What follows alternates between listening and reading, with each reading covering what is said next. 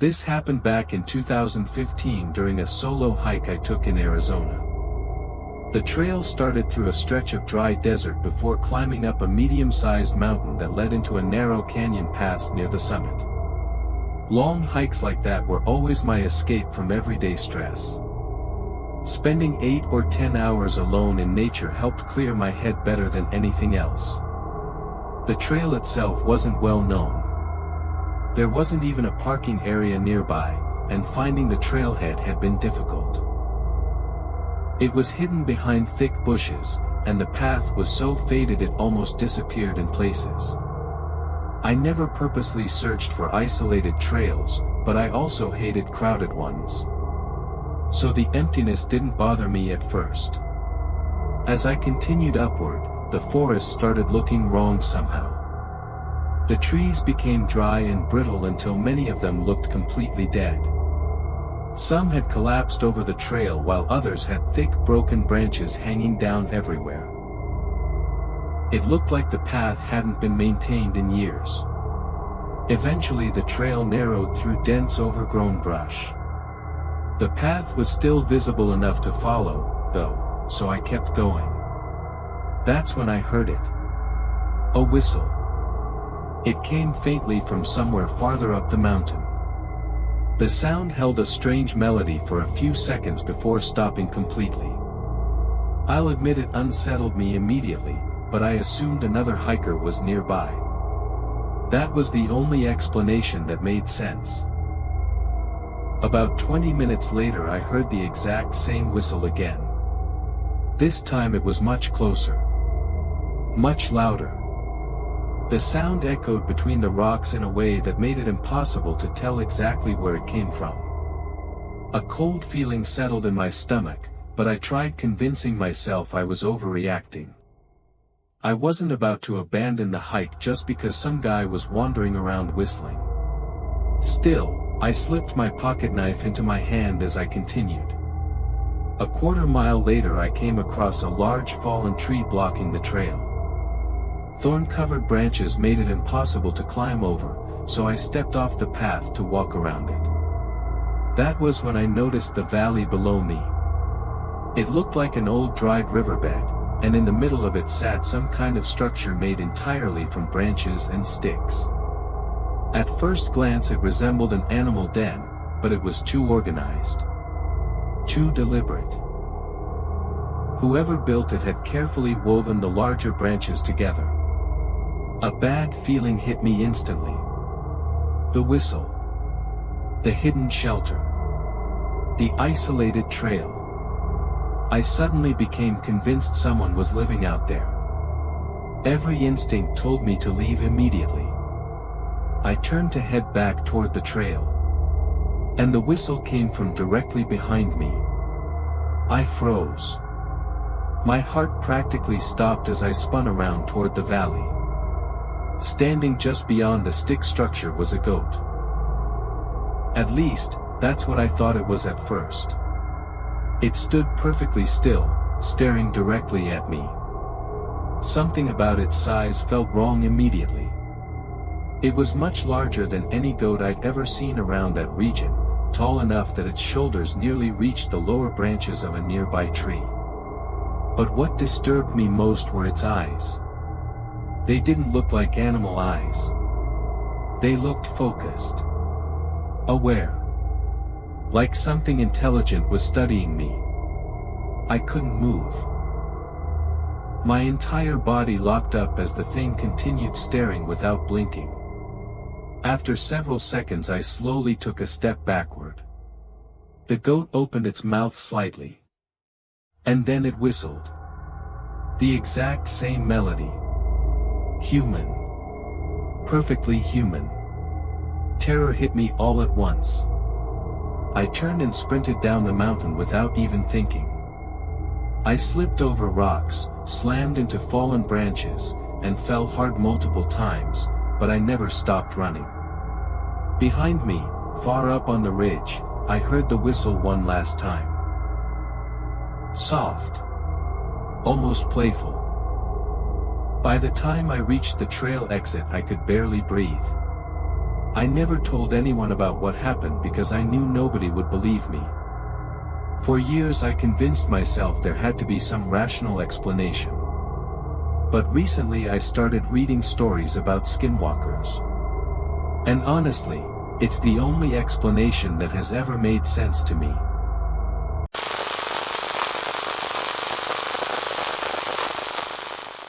Every summer my family went camping in Wisconsin with a few close family friends.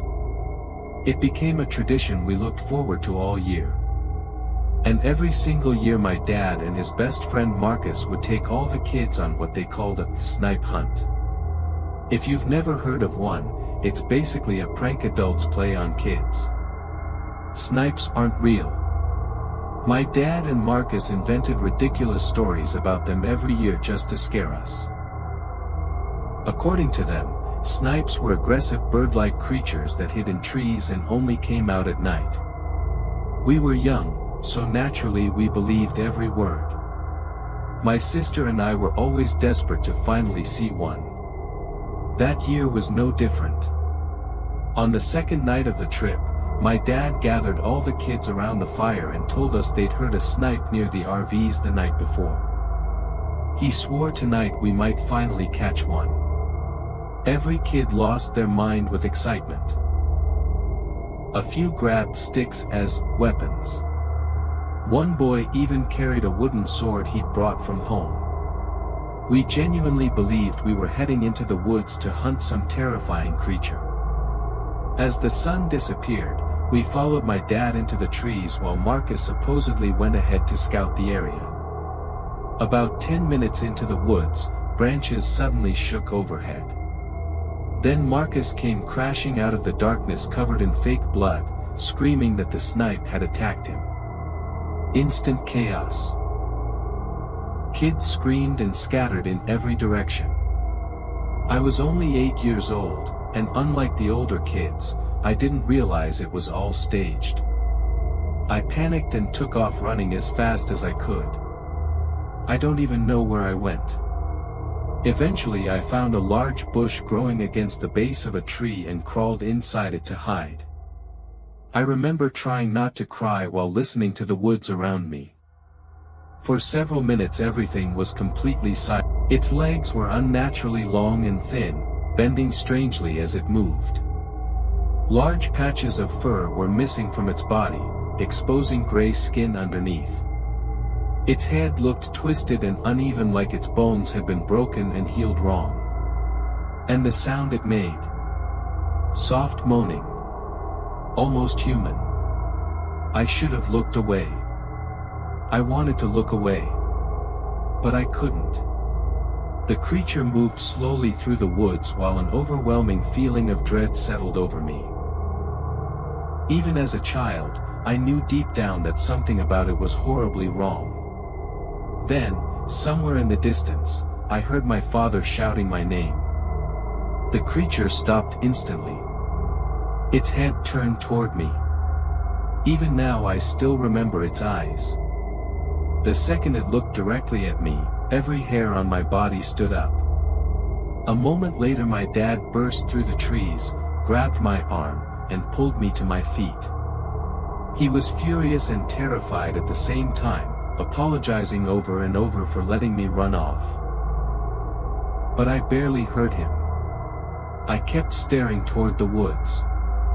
The creature was gone. Not a sound. No footsteps. Nothing crashing through the trees. It had simply vanished. On the walk back to camp I tried explaining what I'd seen. My dad assumed I'd imagined it because I was scared. That night was also the night I learned snipes weren't real. For years afterward I convinced myself it had probably been a diseased coyote. But honestly, I never fully believed that. Something about the way it looked at me felt too aware. Too intelligent. Years later I came across stories about skinwalkers, and the description immediately brought me back to that night in the woods. Even now, sometimes during late bike rides or hikes, I catch flashes of it in the corner of my eye. Watching me from the trees.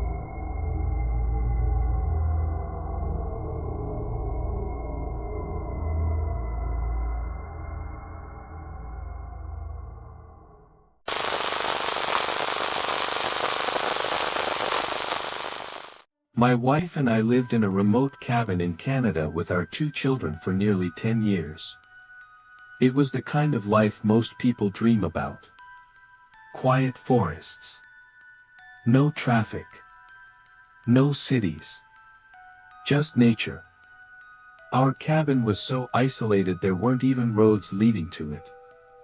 A few other families lived miles away in scattered cabins, and over time faint trails formed between our homes from years of visiting each other for dinners and trading supplies.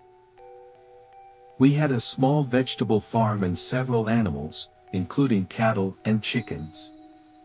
Life was peaceful for a very long time. Until one night everything changed. I was sitting alone in the living room reading late at night when I suddenly heard the cattle outside moving frantically.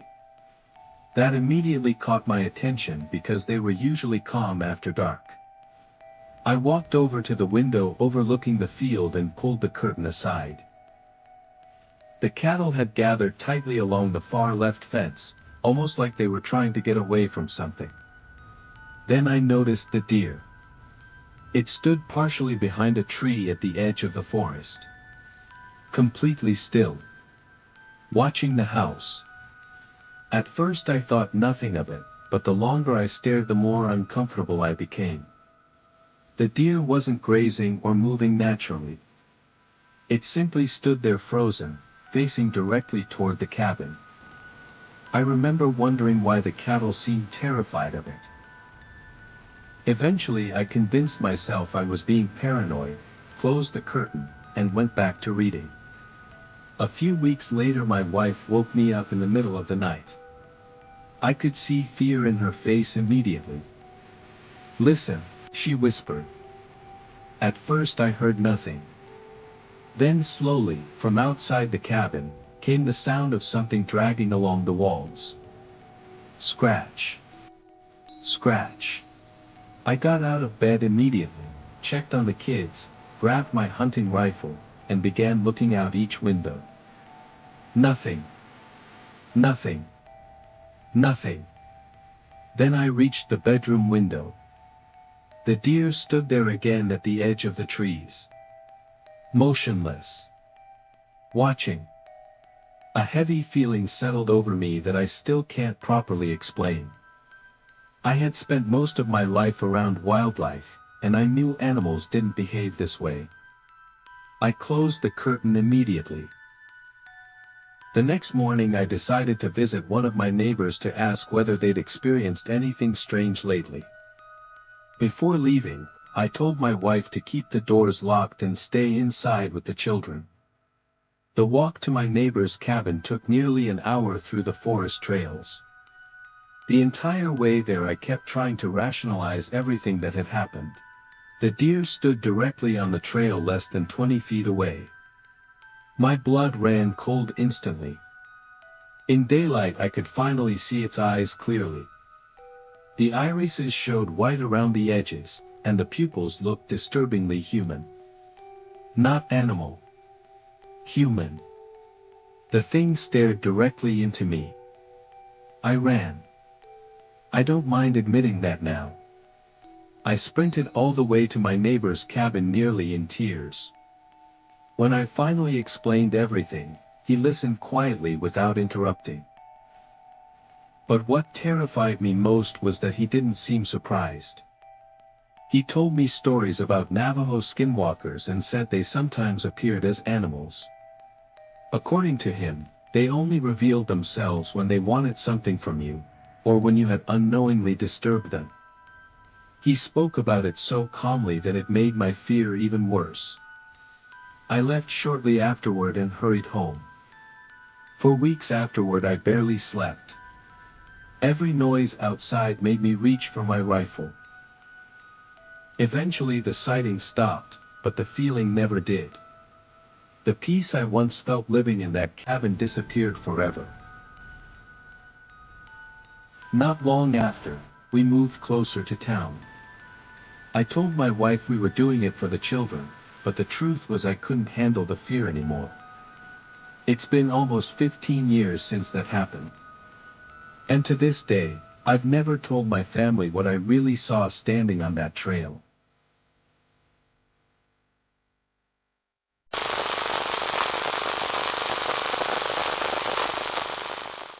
I've never really been an outdoors person, but the summer after my second year of college, one of my roommates convinced me to go camping with him for the weekend.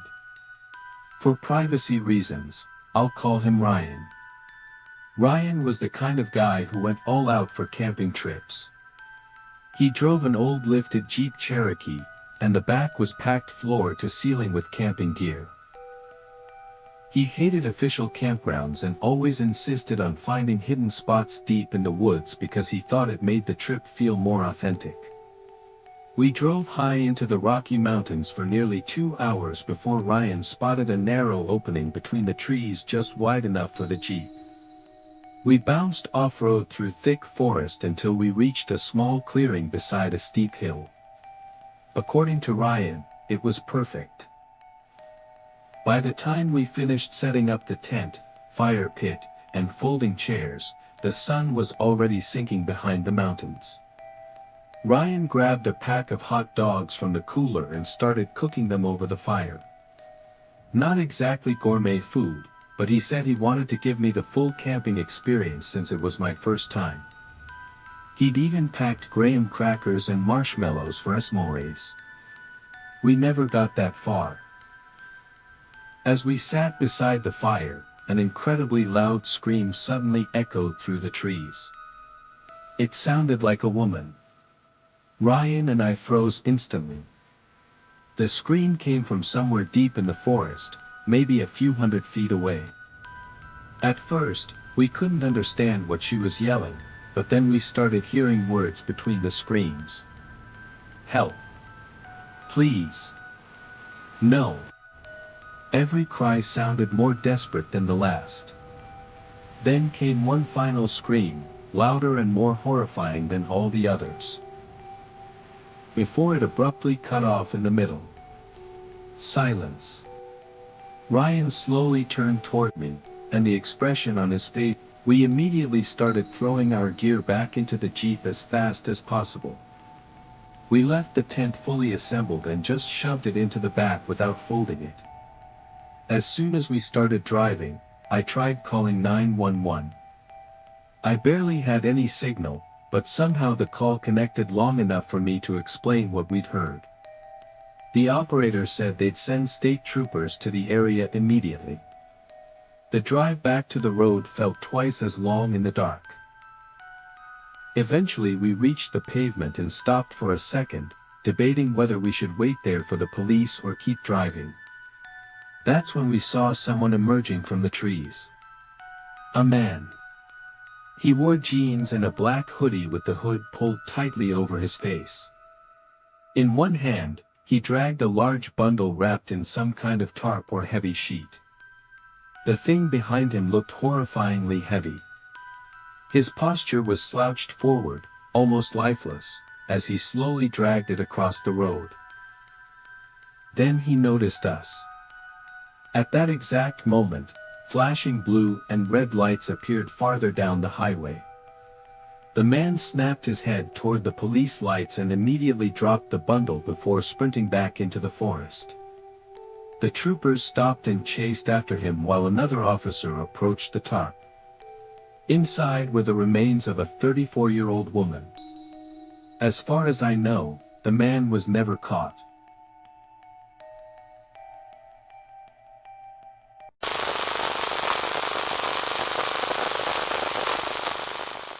This happened when I was in middle school.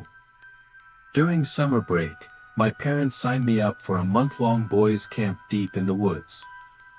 The place looked exactly how you'd imagine an old summer camp, small wooden cabins scattered around a lake, fire pits everywhere, and a beat-up volleyball court sinking into the dirt.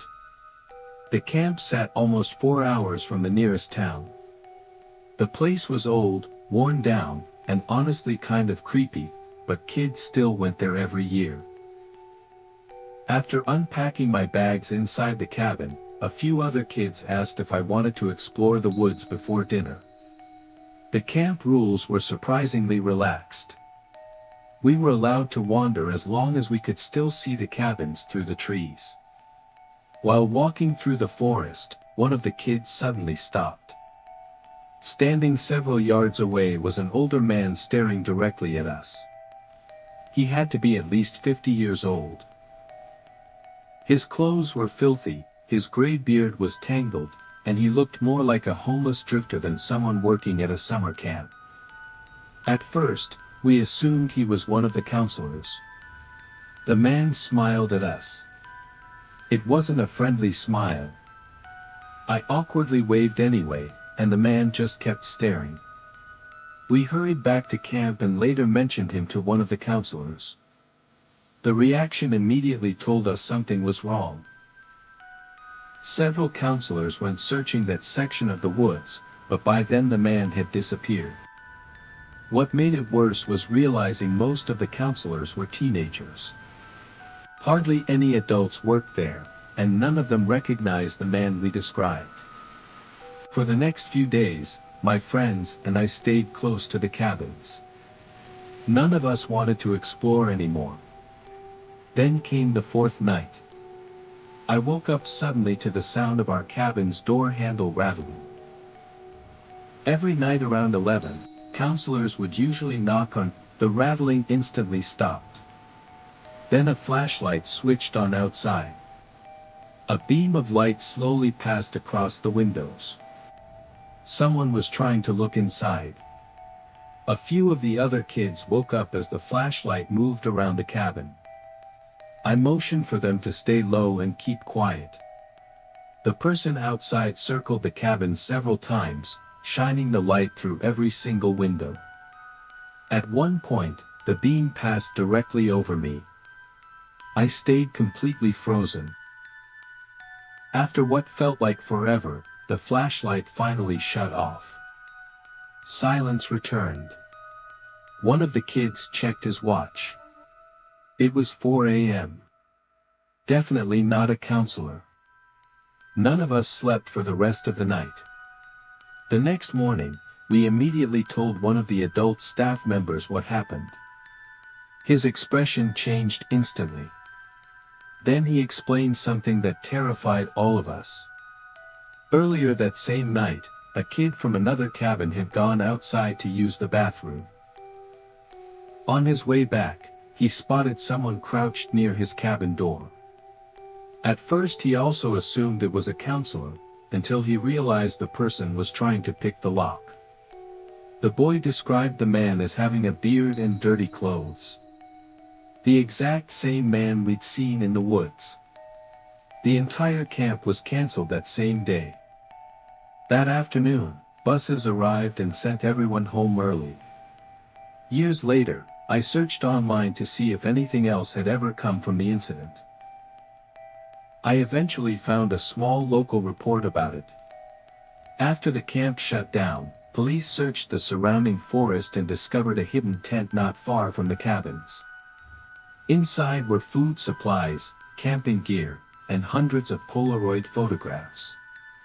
Pictures of the cabins. Pictures of the lake. Pictures of the fire pits. Pictures of the children. Most had clearly been taken from a distance while hidden behind trees. The worst photos were taken at night through cabin windows. Police waited for whoever owned the tent to return. No one ever did. The man was never identified.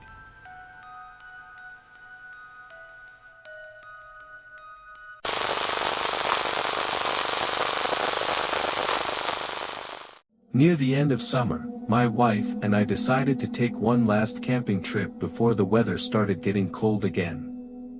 Back in college, I used to go camping constantly with friends, and I still had all my old gear stored in the garage. There was one hidden spot we always used to visit, not an official campground, just a secluded clearing we'd stumbled across years earlier. I thought it would be the perfect place to bring my wife.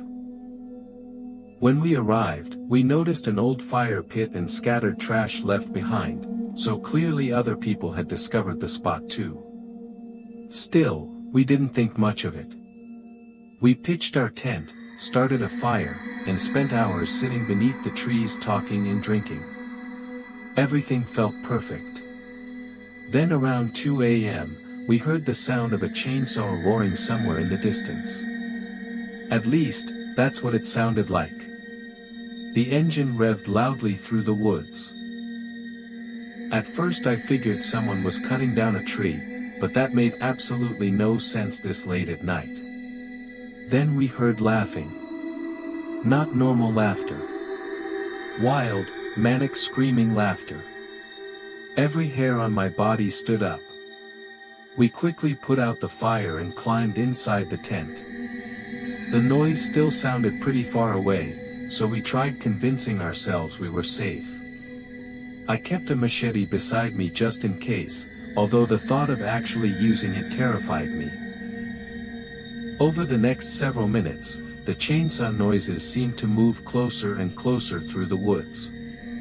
Then suddenly, everything stopped. Complete silence. About 30 minutes passed without another sound, and eventually we convinced ourselves it was over. Thanks to the alcohol earlier that night, we somehow managed to fall asleep. I don't know how much time passed before I woke up again. At first I didn't understand what had disturbed me. She whispered that we should make a run for the car, but I told her to wait. Moonlight illuminated the tent walls just enough for me to see them. 3 shadows. 3 men standing outside our tent. I didn't tell my wife what I saw because I knew she'd panic. Instead, I tightened my grip around the machete lying beside me while staring at the silhouettes through the fabric. The shadows just stood there, watching us. Every second felt endless. Finally, after what was probably only a minute or 2, the figures slowly walked away. I whispered to my wife that we needed to leave immediately. We abandoned everything. The moment I unzipped the tent, we sprinted full speed toward the car. I've never been more grateful for remote start in my life. The engine turned over just as we jumped inside. I slammed on the gas and tore out of there without looking back. Only after we reached the highway did I tell my wife about the shadows I'd seen on the tent wall. She was furious I hadn't told her sooner. We spent the rest of the night in a motel. The next morning, we returned to the campsite with police officers. Every single piece of our camping gear was gone. The tent. The coolers.